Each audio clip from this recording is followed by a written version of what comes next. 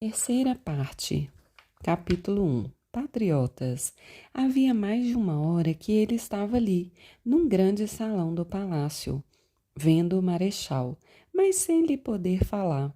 Quase não se encontravam dificuldades para se chegar à sua presença, mas falar-lhe a coisa não era tão fácil. O palácio tinha um ar de intimidade, de quase relaxamento, representativo e eloquente. Não era raro ver-se pelos divãs em outras salas ajudantes de ordens, ordenanças, contínuos, cochilando, meio deitados e desabotoados. Tudo nele era desleixo e moleza. Os cantos dos tetos tinham teias de aranha. Dos tapetes, quando pisados com mais força, subia uma poeira de rua mal varrida. Quaresma não pudera vir logo, como anunciara no telegrama. Fora preciso pôr em ordem os seus negócios, arranjar quem ficasse, fizesse companhia à irmã. Fizera dona Adelaide 1000 objeções à sua partida, mostrara-lhe os riscos da luta, da guerra, incompatíveis com a sua idade e superiores à sua força. Ele, porém, não se deixara abater, fizera pé firme, pois sentia indispensável, necessário que toda a sua vontade, que toda a sua inteligência, que tudo o que ele tinha de vida e atividade fosse posto à disposição do governo. Para então, aproveitara os dias até para redigir um memorial que ia entregar a Floriano. Nele expunham-se as medidas necessárias para o levantamento da agricultura e mostravam-se todos os entraves oriundos da grande propriedade, das exações fiscais, da carestia de fretes, da estreiteza dos mercados e das violências políticas. O major apertava o manuscrito na mão e lembrava-se da sua casa, lá longe, no canto daquela planície feia, olhando no poente as montanhas que se alongavam, se afilavam nos dias claros e transparentes. Lembrava-se de sua irmã, dos seus olhos verdes e plácidos que o viram partir com uma impassibilidade que não era natural. Mas do que se lembrava naquele momento era do Anastácio, o seu preto velho, o seu longo olhar, não mais com aquela ternura passiva de animal doméstico, mas cheio de assombro, de espanto e piedade, rolando muito nas órbitas das escleróticas muito brancas quando o viu penetrar no vagão da estrada de ferro. Parecia que farejava desgraça. Não lhe era comum tal atitude e como que o tomava por ter descoberto nas coisas sinais de dolorosos acontecimentos a vir. Ora, ficara Quaresma a um canto vendo entrar um e outro à espera que o presidente o chamasse. Era cedo, pouco devia faltar para o meio-dia, e Floriano tinha ainda, como sinal do almoço, o palito na boca. Falou em primeiro lugar a uma comissão de senhores que vinham oferecer o seu braço e o seu sangue em defesa das instituições da pátria.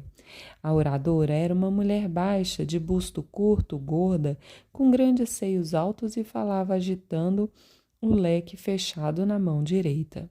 Não se podia dizer bem qual a sua cor, sua raça, ao menos andavam tantas nela que uma escondia a outra, furtando toda ela a sua classificação honesta. Enquanto falava, a mulherzinha deitava sobre o marechal os grandes olhos que despediam chispas. Floriano parecia incomodado com aquele chamejar. Era como se temesse derreter-se ao calor naquele olhar que queimava mais sedução que patriotismo. Fingia encará-la, abaixava o rosto como um adolescente, batia com os dedos na mesa. Quando lhe chegou a vez de falar, levantou um pouco o rosto, mas sem encarar a mulher e, com um grosso e difícil sorriso de rodeio, declinou da oferta, visto a República ainda dispor de bastante força para vencer. A última frase ele a disse com mais vagar e quase ironicamente. As damas despediram-se. O marechal girou o olhar em torno do salão e deu com Quaresma. Então, Quaresma, fez ele familiarmente. O major ia aproximar-se, mas logo estacou no lugar em que estava. Uma chusma de oficiais subalternos e cadetes cercou o ditador e a sua atenção convergiu para eles. Não se ouvia o que diziam, falavam ao ouvido de Floriano, cochichavam, batiam-lhe nas espáduas. O marechal quase não falava, movia com a cabeça ou pronunciava um monossílabo, coisa que Quaresma percebia pela articulação dos lábios. Começaram a sair, apertavam a mão do ditador e, um deles, mais jovial, mais familiar, ao despedir-se, apertou-lhe com força a mão mole, bateu-lhe no ombro com intimidade e disse alto e com ênfase: "Energia, marechal!" Aquilo tudo parecia tão natural, normal, tendo entrado no novo cerimonial da República, que ninguém, nem o próprio Floriano, teve a mínima surpresa. Ao contrário, alguns até sorriram alegres por ver o califa, o cã, o emir, transmitir um pouco do que tinha de sagrado ao subalterno desabusado. Não se foram todos imediatamente. Um deles demorou-se mais a segredar coisas à suprema autoridade do país. Era um cadete da escola militar com sua farda azul turquesa, talim e sabre de praça de pré. Os cadetes da escola militar formavam a falange sagrada. Tinham todos os privilégios e todos os direitos, precediam ministros nas entrevistas com o ditador e abusavam dessa situação de esteio do Sila, para oprimir e vexar a cidade inteira. Uns trapos de positivismo se tinham colado naquelas inteligências e uma religiosidade especial brotava-lhes no sentimento, transformando a autoridade, especialmente Floriano e vagamente a República, em artigo de fé, em feitiço, em ídolo mexicano, em cujo altar todas as violências e crimes eram oblatas, dignas e oferendas úteis para a sua satisfação e eternidade. O cadete lá estava. Quaresma pôde então ver melhor a fisionomia do homem que ia enfaixar em suas mãos, durante quase um ano, tão fortes poderes, poderes de imperador romano, pairando sobre tudo, limitando tudo, sem encontrar obstáculo algum aos seus caprichos, às suas fraquezas e vontades, nem nas leis, nem nos costumes, nem na piedade universal e humana. Era vulgar e desoladora, o bigode caído, o lábio inferior pendente e mole, a que se agarrava uma grande mosca. Os traços flácidos e grosseiros, não havia nem o desenho do queixo ou olhar que fosse próprio, que revelasse algum dote superior. Era um olhar mortiço, redondo, pobre de expressões, a não ser de tristeza que não lhe era individual, mas nativa, de raça, e todo ele era gelatinoso. Parecia não ter nervos. Não quis o major ver em tais sinais nada que lhe denotasse o caráter, a inteligência e o temperamento. Essas coisas não vogam, disse ele de si para si. O seu entusiasmo por aquele ídolo político era forte, sincero e desinteressado. Tinha-o na conta de enérgico, de fino e supervidente, tenaz e conhecedor das necessidades do país. Manhoso, talvez um pouco, uma espécie de Luís XI forrado de um Bismarck. Entretanto, não era assim. Com uma ausência total de qualidades intelectuais, havia no caráter do Marechal Floriano uma qualidade predominante, tibieza de ânimo, e no seu temperamento muita preguiça. Não a preguiça comum, essa preguiça de nós todos, era uma preguiça mórbida, como que uma pobreza de irrigação nervosa, provinda de uma insuficiência qualidade de fluido do seu organismo.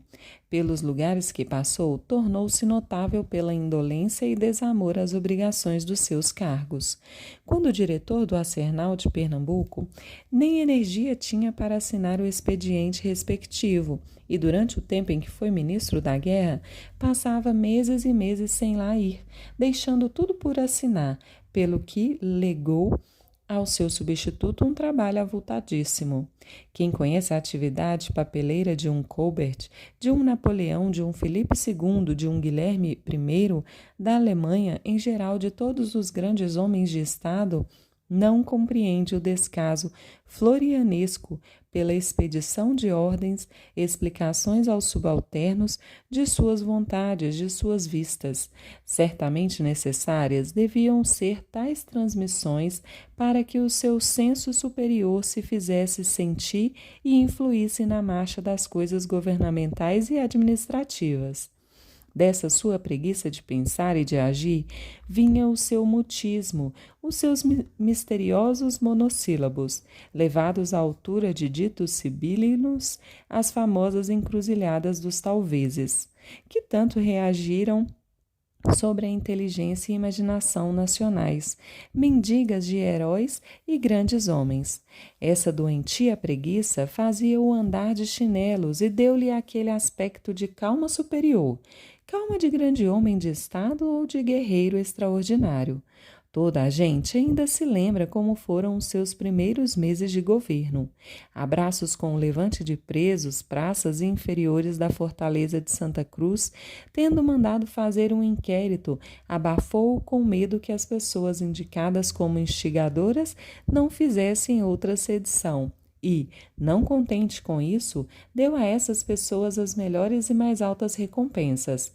Demais, ninguém pode admitir um homem forte, um César, um Napoleão, que permita aos subalternos aquelas intimidades deprimentes e tenha com eles as condescendências que ele tinha, consentindo que o seu nome servisse de lábaro para uma vasta série de crimes de toda a espécie. Uma recordação basta. Sabe-se bem sob que atmosfera de má vontade Napoleão assumiu o comando do exército da Itália. Ao general que o chamava general de rua, disse a alguém após lhe ter falado: "O homem meteu-me medo e o corso estava senhor do exército, sem batidelas no ombro, sem delegar tácita ou explicitamente a sua autoridade a subalternos irresponsáveis. De resto, a lentidão com que sufocou a revolta de 6 de setembro mostra bem a incerteza, a vacilação de vontade de um homem que dispunha daqueles extraordinários recursos que estavam às suas ordens. Há uma outra face do Marechal Floriano que muito explica os seus movimentos, atos e gestos. Era o seu amor à família, um amor entranhado, alguma coisa de patriarcal, de antigo, que já se vai esvaiando com a marcha da civilização.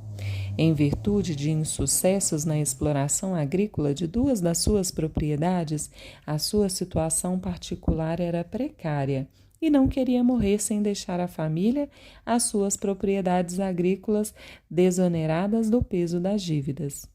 Honesto e probo como era, a única esperança que lhe restava repousava nas economias sobre os seus ordenados. Daí lhe veio essa dubiedade, esse jogo com pau de 2 bicos, jogo indispensável para conservar os redondos lugares que teve e o fez atarrachar-se tenazmente à presidência da República. A hipoteca do Brejão e do Duarte foi o seu nariz de Cleópatra. A sua preguiça, a sua tibieza de ânimo e o seu amor fervoroso pelo lar deram em resultado esse homem talvez, que, refratado nas necessidades mentais e sociais dos homens do tempo, foi transformado em estadista, em Richelieu, e pôde resistir a uma série revolta com mais teimosia que vigor, obtendo vidas, dinheiro e despertando até entusiasmo e fanatismo. Esse entusiasmo e esse fanatismo que o ampararam, que o animaram, que o sustentaram, só teriam sido possíveis depois de ter ele sido ajudante-general do imperador, senador, ministro, isto é, após se ter fabricado à vista de todos e cristalizado a lenda na mente de todos. A sua concepção de governo não era o despotismo, nem a democracia, nem a aristocracia. Era a de uma tirania doméstica. O bebê portou-se mal, castiga-se. Levar da coisa ao grande, o portar-se mal era fazer-lhe oposição, ter opiniões contrárias às suas, e o castigo não eram mais palmadas. Sim, porém, prisão e morte. Não há dinheiro no tesouro. Punham-se as notas recolhidas em circulação, assim como se faz em casa quando chegam visitas e a sopa é pouca. Põe-se mais água. Demais, a sua educação militar e a sua fraca cultura deram mais realce a essa concepção infantil, raiando-a de violência. Não tanto por ele em si, pela sua perversidade natural, pelo seu desprezo pela vida humana, mas pela fraqueza com que acobertou e não reprimiu a ferocidade dos seus auxiliares e as seclas. Quaresma estava longe de pensar nisso tudo. Ele, com muitos homens honestos e sinceros do tempo, foram tomados pelo entusiasmo contagioso que Floriano conseguira despertar.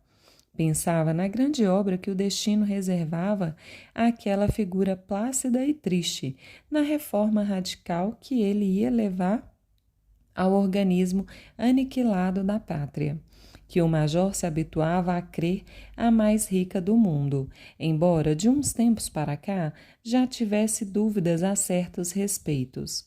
De certo, ele não negaria tais esperanças, e a sua ação poderosa havia de se fazer sentir pelos 8 milhões de quilômetros quadrados do Brasil, levando-lhes estradas, segurança, proteção aos fracos, assegurando o trabalho e promovendo a riqueza. Não se demorou muito nessa ordem de pensamentos. Um seu companheiro de espera, desde que o marechal lhe falou familiarmente, começou a considerar aquele homem pequenino, taciturno, de pince-nez, e foi-se chegando, se aproximando e, quando já perto, disse a Quaresma, quase como um terrível segredo: eles vão ver o caboclo? O major há muito que o conhece? Respondeu-lhe o major, e o outro ainda lhe fez uma outra pergunta. O presidente, porém, ficara só, e Quaresma avançou. Então, Quaresma, fez Floriano, venho oferecer a Vossa Excelência os meus fracos préstimos. O presidente considerou um instante aquela pequenez de homem, sorriu com dificuldade, mas, levemente, com um pouco de satisfação. Sentiu por aí a força de sua popularidade e senão a razão boa da sua causa. Agradeço-te muito. Onde tens andado? Sei que deixaste o arsenal. Floriano tinha essa capacidade de guardar fisionomias, nomes, empregos, situações dos subalternos com quem lidava. Tinha alguma coisa de asiático, era cruel e paternal ao mesmo tempo. Quaresma explicou-lhe a sua vida e aproveitou a ocasião para lhe falar em leis agrárias, medidas tendentes a desafogar e dar novas bases à nossa vida agrícola. O marechal ouviu distraído, com uma dobra de aborrecimento no canto dos lábios. Trazia a Vossa Excelência até este memorial. O presidente teve um gesto de mau humor, um quase não me amole, e disse com preguiça a Quaresma: deixa aí. Depositou o manuscrito sobre a mesa e logo o ditador dirigiu-se ao interlocutor de ainda agora. Que há, Bustamante? E o batalhão? Vai? O homem aproximou-se mais um tanto amedrontado. Vai bem, marechal.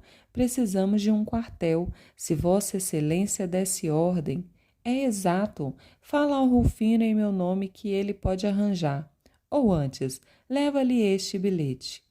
Rasgou um pedaço de uma das primeiras páginas do manuscrito de Quaresma e, assim mesmo, sobre aquela ponta de papel, a lápis azul, escreveu algumas palavras ao seu ministro de guerra. Ao acabar é que deu com a desconsideração. Ora, Quaresma, rasguei o teu escrito. Não faz mal. Era a parte de cima, não tinha nada escrito. O major confirmou e o presidente, em seguida, voltou-se para Bustamante. Aproveita, Quaresma, no teu batalhão. Que posto queres? Eu, fez Quaresma estupidamente. Bem, vocês lá se entendem. Os dois se despediram do presidente e desceram vagarosamente as escadas do Itamaraty. até a rua, nada disseram um ao outro. Quaresma vinha um pouco frio. O dia estava claro e quente. O movimento da cidade parecia não ter sofrido alteração apreciável.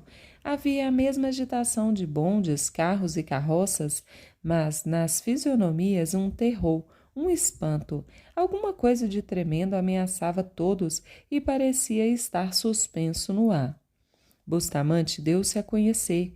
Era um major Bustamante, agora tenente-coronel, velho amigo do marechal, seu companheiro do Paraguai. Mas nós nos conhecemos, exclamou ele. Quaresma esteve olhando aquele velho mulato escuro, com uma grande barba mosaica e olhos espertos, mas não se lembrou de tê-lo já encontrado algum dia. Não me recordo de onde? Da casa do general Albernaz, não se lembra? Policarpo então teve uma vaga recordação e o outro explicou-lhe a formação de seu batalhão patriótico, Cruzeiro do Sul. O senhor quer fazer parte? Pois não, fez Quaresma. Estamos em dificuldades, fardamento, calçado para as praças. Nas primeiras despesas devemos auxiliar o governo. Não convém sangrar o tesouro, não acha? Certamente, disse com entusiasmo Quaresma. Folgo muito que o senhor concorde comigo. Vejo que é um patriota. Resolvi, por isso, fazer um roteio pelos oficiais em proporção ao posto. Um alferes concorre com 100.000 réis, um tenente com 200. O senhor que patente quer? Ah, é verdade, o senhor é major, não é? Quaresma então explicou por que o tratavam por major. Um amigo, influência no Ministério do Interior, lhe tinha metido o nome numa lista de guardas nacionais com este posto. Nunca tendo pago os emolumentos, viu-se, entretanto, sempre tratado major. E a coisa pegou. A princípio, protestou, mas como teimassem, deixou. Bem, fez Bustamante, o senhor fica mesmo sendo major. Qual é a minha cota? 400.000 réis. Um pouco forte, mas o senhor sabe, é um posto importante. Aceita? Pois não. Bustamante tirou a carteira, tomou nota com uma pontinha de lápis e despediu-se jovialmente. Então, major, às 6, no quartel provisório. A conversa se havia passado na esquina da Rua Larga com o Campo de Santana. Quaresma pretendia tomar um bonde que o levasse ao centro da cidade. Tencionava visitar o compadre em Botafogo, fazendo assim horas para a sua iniciação militar. A praça estava pouco transitada, os bondes passavam no chouto compassado das mulas. De quando em quando ouvia-se um toque de corneta, rufos de tambor e do portão central do quartel-general saía uma força, armas no ombro, baionetas caladas, dançando nos ombros dos recrutas, faiscando com um brilho duro e mau. Ia tomar um bonde quando se ouviram alguns disparos da artilharia e o seco espoucar dos fuzis. Não durou muito. Antes que o bonde atingisse a Rua da Constituição, todos os rumores guerreiros tinham cessado e, quem não estivesse avisado havia de supor-se em tempos normais. Quaresma chegou-se para o centro do bando e ia ler o jornal que comprara. Desdobrou-o vagarosamente, mas foi logo interrompido. Bateram-lhe no ombro. Voltou-se. Ó, general! O encontro foi cordial. O general Albernaz gostava dessas cerimônias e tinha mesmo um prazer, uma deliciosa emoção em reatar conhecimentos que o tinham enfraquecido por uma separação qualquer. Estava fardado, com aquele seu uniforme maltratado, não fazia espada e o pincenez continuava preso por um trancelim de ouro que lhe passava por detrás da orelha esquerda. Então veio ver a coisa? Vim, já me apresentei ao marechal. Eles vão ver com quem se meteram. Pensam que tratam com o Deodoro, enganam-se. A República, graças a Deus, tem agora um homem na sua frente. O caboclo é de ferro. No Paraguai. O senhor conheceu lá, não, general? Isto é, não chegamos a nos encontrar, mas o camisão é duro, o homem. Estou como encarregado das munições. É fino o caboclo. Não me quis no litoral. Sabe muito bem quem sou e que munição que saía das minhas mãos. É munição. Lá no depósito não me sai um caixote que eu não examine. É necessário. No Paraguai, houve muita desordem e comilança. Mandou-se muita cal por pólvora. Não sabia? Não. Pois foi, o meu gosto era ir para as praias, para o combate, mas o homem quer que eu fique com as munições. Capitão manda, marinheiro faz. Ele sabe lá. Deu de ombros, consertou o trancelim que já caía da orelha e esteve calado um instante. Quaresma perguntou: Como vai a família? Bem, sabe que Quinota casou-se. Sabia, o Ricardo me disse. E dona Ismênia, como vai? A fisionomia do general toldou-se e respondeu como a contragosto. Vai no mesmo. O pudor de pai tinha o impedido de dizer toda a verdade. A filha enlouquecera de uma loucura mansa e infantil. Passava dias inteiros calada, a um canto, olhando estupidamente tudo, com um olhar morto de estátua, numa atonia de inanimado, como se caíra na imbecilidade.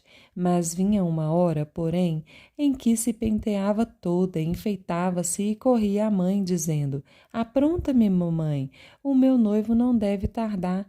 É hoje o meu casamento. Outras vezes recortava papel em forma de participações e escrevia Ismênia de Albernaz e fulano. Variava. Participam o seu casamento. O general já consultara uma dúzia de médicos o espiritismo e agora andava às voltas com um feiticeiro milagroso. A filha, porém, não sarava, não perdia a mania e cada vez mais se embrenhava o seu espírito naquela obsessão de casamento. Alvo que fizeram ser da sua vida, a que não atingira, aniquilando-se, porém, o seu espírito e a sua mocidade em pleno verdor. Entristecia o seu estado aquela casa outrora tão alegre e tão festiva. Os bailes tinham diminuído e, quando eram obrigados a dar um nas datas principais, a moça, com todos os cuidados, à custa de todas as promessas, era levada para a casa da irmã casada. E lá ficava, enquanto as outras dançavam, um instante esquecidas da irmã que sofria. Albernaz não quis revelar aquela dor de sua velhice, reprimiu a emoção e continuou no tom mais natural, naquele seu tom familiar e íntimo que usava com todos. Isto é uma infâmia, senhor Quaresma, que atraso para o país.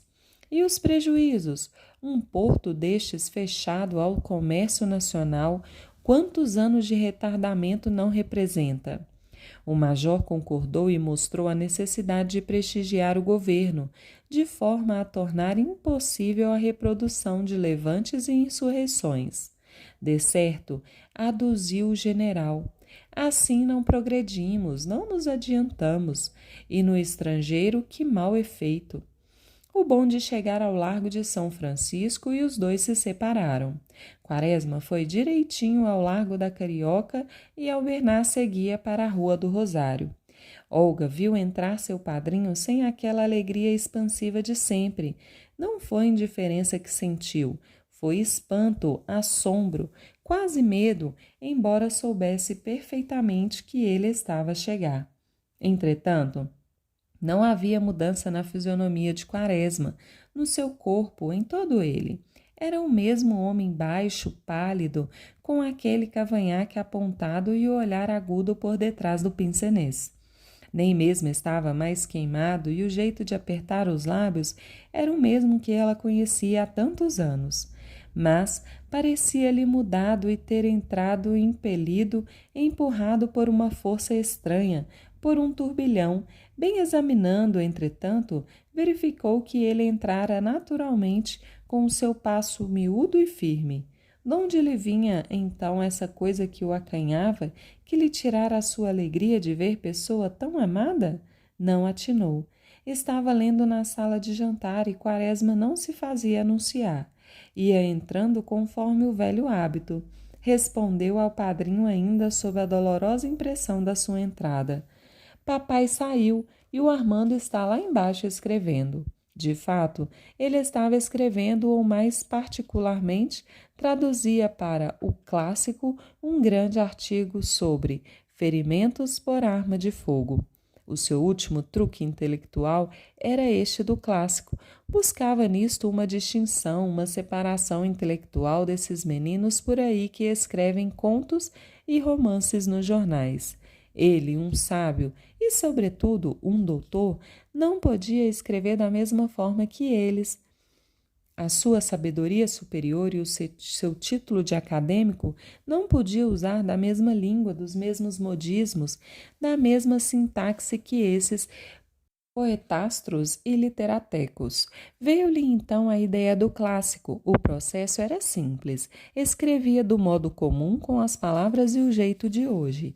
Em seguida, invertia as orações, picava o período com vírgulas e substituía incomodar por molestar, ao redor por derredor, isto por isto, com grande ou tão grande por quão manho, sarapintava tudo de ao invés em pôs e assim obtinha o seu estilo clássico que começava a causar admiração aos seus pares e ao público em geral.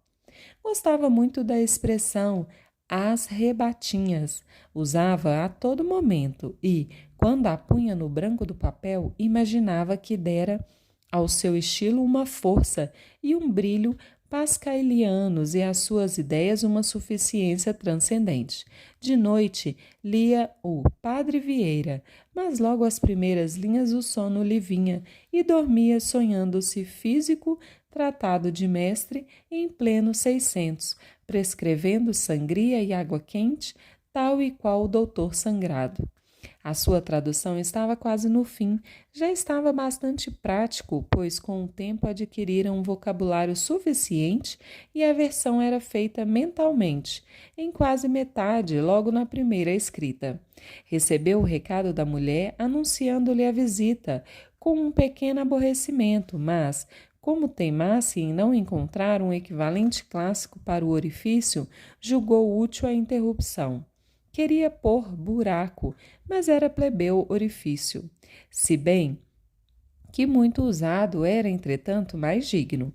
Na volta talvez encontrasse, pensou, e subiu à sala de jantar. Ele entrou prazenteiro com o seu grande bigode esfarelado, o seu rosto redondo, e encontrou o padrinho e a filhada empenhados em uma discussão sobre autoridade. Dizia ela: eu não posso compreender esse dom divino com que os senhores falam da autoridade. Não se governa mais em nome de Deus. Por que então esse respeito, essa veneração de quem querem cercar os governantes? O doutor, que ouvira toda a frase, não pôde deixar de objetar. Mas é preciso, indispensável. Nós sabemos bem que eles são homens como nós, mas, se não for assim, tudo vai por água abaixo. Quaresma acrescentou: é uma virtude das próprias necessidades internas e externas da nossa sociedade que ela exista, nas formigas, nas abelhas. Admito, mas há revoltas entre as abelhas e formigas e a autoridade se mantém lá à custa de assassínios, exações e violências? Não se sabe, quem sabe, talvez, fez evasivamente Quaresma.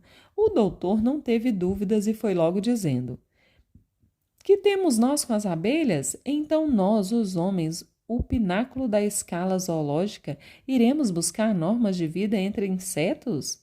Não é isso, meu caro doutor. Buscamos nos exemplos deles a certeza da generalidade do fenômeno, da sua imanência, por assim dizer, disse Quaresma com doçura. Ele não tinha acabado a explicação e já Olga refletia. Ainda se essa tal autoridade trouxesse felicidade, vá, mas não, de que vale? Há de trazer, afirmou categoricamente Quaresma. A questão é consolidá-la. Conversaram ainda muito tempo. O major contou a sua visita a Floriano, a sua próxima incorporação ao batalhão Cruzeiro do Sul. O doutor teve uma ponta de inveja quando ele se referiu ao modo familiar por que Floriano o tratara. Fizeram um pequeno lunch e Quaresma saiu. Sentia necessidade de rever aquelas ruas estreitas com as suas lojas profundas e escuras, onde os empregados se moviam como em um subterrâneo, a tortuosa Rua do Ourives, a esburacada Rua da Assembleia, a Castilha Rua do ouvidor davam-lhe saudades. A vida continuava a mesma. Havia grupos parados e moças a passeio. No Café do Rio, uma multidão.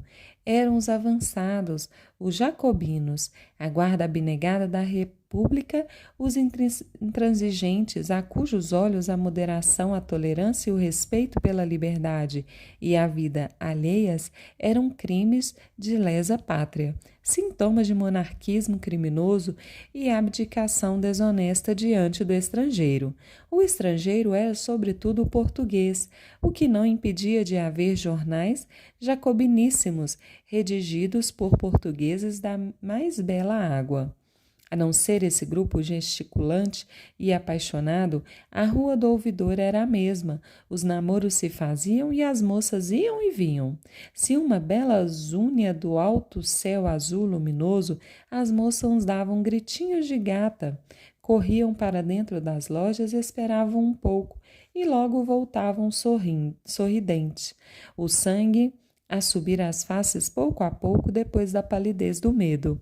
Quaresma jantou num restaurante e dirigiu-se ao quartel, que funcionava provisoriamente num velho cortiço condenado pela higiene, lá pelos lados da Cidade Nova.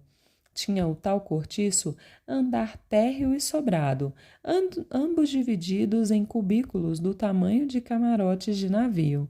No sobrado havia uma varanda de grade de pau e uma escada de madeira levava até lá, escada tosca e oscilante, que gemia a menor passada. A casa da ordem funcionava no primeiro quartinho do sobrado e o pátio, já sem as cordas de secar ao sol a roupa, mas com as pedras manchadas das barrelas e da água de sabão, servia para a instrução dos recrutas. O instrutor era um sargento reformado, um tanto coxo, e admitido no batalhão com o posto de alferes, que gritava com uma demora majestosa: "Ombro! Armas!" O major entregou a sua quota ao coronel e este estava a mostrar-lhe um modelo do fardamento. Era muito singular essa fantasia de seringueiro. O doma era verde garrafa e tinha uns vivos azul ferrete, alamares dourados e 4 estrelas prateadas em cruz na gola. Uma gritaria fê-los vir até a varanda. Entre os soldados entrava um homem, a se debater, a chorar e a implorar ao mesmo tempo, levando de quando em quando uma reflada. "É o Ricardo!" exclamou Quaresma. "O senhor não o conhece, coronel?" Continuou ele com interesse e piedade. Bustamante estava impassível na varanda e só respondeu depois de algum tempo: "Conheço. É um voluntário recalcitrante, um patriota rebelde." Os soldados subiram com o voluntário e Ricardo, logo que deu com o major, suplicou-lhe: "Salve-me, major." Quaresma chamou de parte o coronel, rogou-lhe e suplicou-lhe, mas foi inútil. A necessidade de gente, enfim, fazia o cabo. Ricardo, de longe, seguia a conversa dos dois, adivinhou a recusa e exclamou: "Eu sirvo sim, sim, mas dê-me o meu violão."